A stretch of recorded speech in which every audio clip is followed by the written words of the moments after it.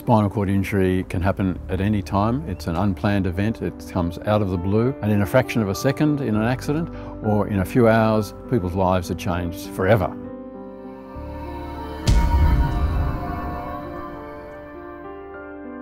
The big obvious effect is that somebody's in a wheelchair, and so the difficulty with walking and with getting around is what people know, that's what they understand.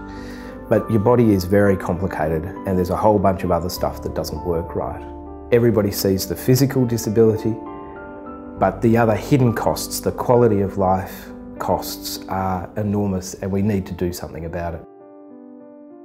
Research isn't something that happens in the lab or away from the clinical setting. As soon as we know information, we can start acting on it, and even while we're piecing together the puzzle, sometimes the people who are participating in the study are reaping the benefits straight away, even before we have the confirmed study outcomes.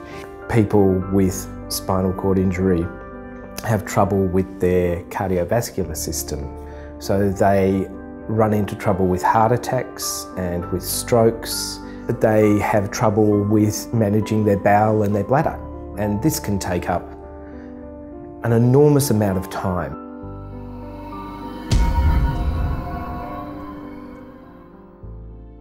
A little while ago, I was working with a patient on one side of the room, and I was telling him about the CPAP mask and how it would work and what would happen. And the patient across the way, when I finished, called me over and he said, "Oh, I've always wanted to try one of those masks. You know, I think I've got a bit of a problem with obstructive sleep apnea, you know, could I try?"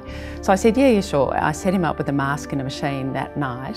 I came back in the next morning and I said, "So how did you go? Did you use the mask last night?" And he said, "Oh yes, I used the mask all night, and I read 10 pages of my book this morning." And he said, "This is the first time since my injury I've been able to read more than half a page of a book."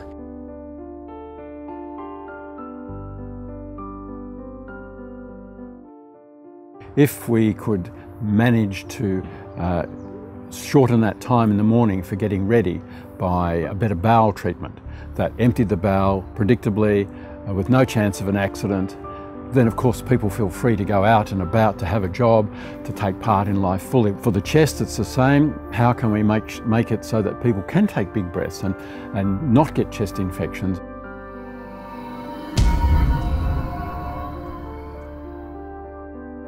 For a quadriplegic, it costs around $9.7 million over their lifetime, and for somebody who's got a paraplegia, about $5.1 million. With your support, spinal cord research can transform the lives of people with spinal cord injury.